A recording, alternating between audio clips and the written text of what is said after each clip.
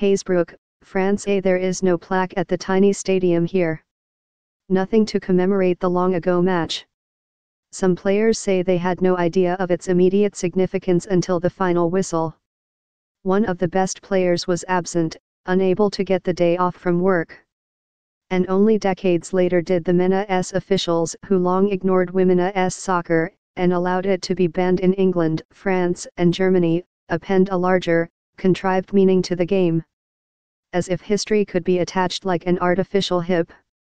On April 17, 1971, a chilly Saturday night, France defeated the Netherlands, 4-0, at Stade Auguste Demet. About 1,000 spectators showed up to watch the French midfielder Jocelyn Rétinier dazzle with a hat trick. Afterward, some French players say, they were informed that it had been a qualifying match for an unofficial Women's World Cup to be played in August of that year in Mexico. Some remember a toast of champagne. At the turn of the 21st century, FIFA, soccer's world governing body, decided to recognize that France-Netherlands game as the first official women's international match.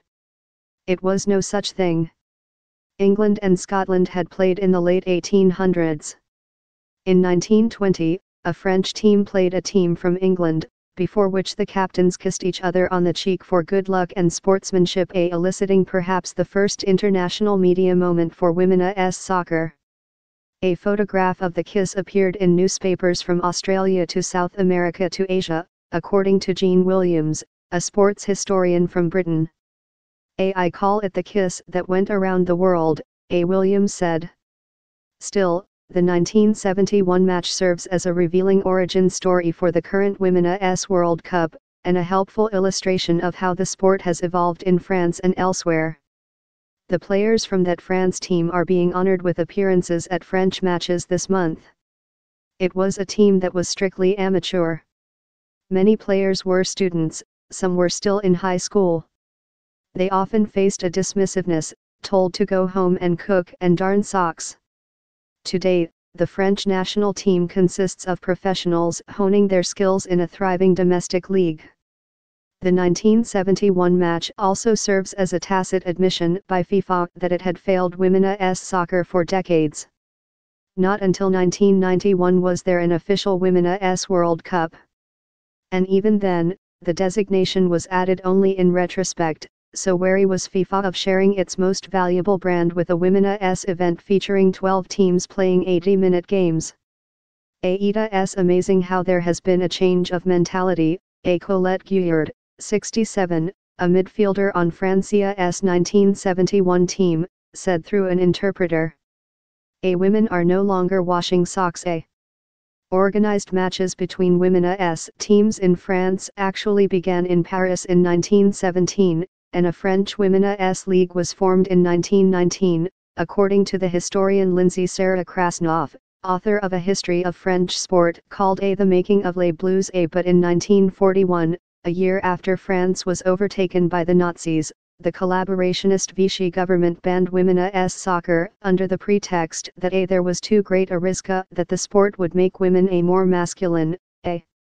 According to a study by a French research organization called IRIS, that stereotype persisted in France as late as 1965, according to an article on FIFA's website in 2011, which pointed to an article in France Football magazine that declared, in our opinion, football is only for men. But attitudes about women and sports began to shift in the late 1960s, a period of social upheaval and second-wave feminism. In 1970, the French Soccer Federation officially recognized the women's game. That same year, said Ghislaine Royer-Souef, a goalkeeper and central defender, her French club team from Reims toured several American cities, playing matches against an Italian team. We were told we were the ones bringing women's football to the U.S., Royer-Souef, 66, said through an interpreter. I am very proud of it. The coach of that Reims club, Pierre Gieffroy, also coached France's national team. For the 1971 match against the Netherlands, players remembered training on sandy hills and taking long hikes through a forest. A surviving poster from the match, now part of a touring World Cup exhibition, mentions that it was preparation for the A World Championship. A Royer Suef remembered Geoffroy telling the team A to play well because with a victory we would be able to go to Mexico. A France scored early, she said, and the team was able to relax. Other players remembered Geoffroy withholding news about the unofficial World Cup, perhaps trying not to make the team overly nervous. We only knew after the match, Guyard said. One of the team's best players, a wing named Michelle Wolf, missed the game, teammates said, to work her shift at a grocery store. We were amateurs, not professionals, a Royer Suef said. She had to work to be able to eat. She was not going to lose her job for a football match. Wolf also missed the unofficial World Cup that August in Mexico, teammates said. That tournament featured 6 teams, 4 from Europe and 2 from Latin America. The team's travel expenses were paid by Martini and Rossi, the Italian beverage company that organized the tournament, and brazen chauvinism prevailed in the pre-tournament build-up. A United Press International dispatch appeared in the New York Times on June 27, 1971, under the headline, "A Soccer Goes Sexy South of Border." The goalposts would be painted pink and the players would wear shorts as close as possible to hot pants, the article noted, adding that there would be a beauty salons in the dressing rooms so the girls can present themselves for interviews and public ceremonies complete with false eyelashes, lipstick and an attractive hairdo. A photograph from the tournament appeared to show that the goalposts indeed were painted pink and white. But other photographs indicate that organizers might have showed some restraint when it came to uniforms and beauty salons in the dressing rooms, according to Williams, the historian. Rétinier, the former French midfielder and a recently retired professor of physical education, said she had no recollection of organizers trying to make the players appear more sexy. Denmark won the 1971 World Championship, defeating Mexico, 3-0, in the final before an estimated crowd of 110,000 at Estadio Azteca in Mexico City. France finished 5th, defeating England, 3-2, in a consolation match. Royer Suef scored the deciding goal.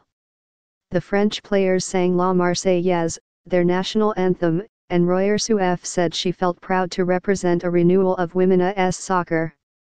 But, Guyard said, in some ways it did not feel as if she and her teammates were representing their country the way the current players are.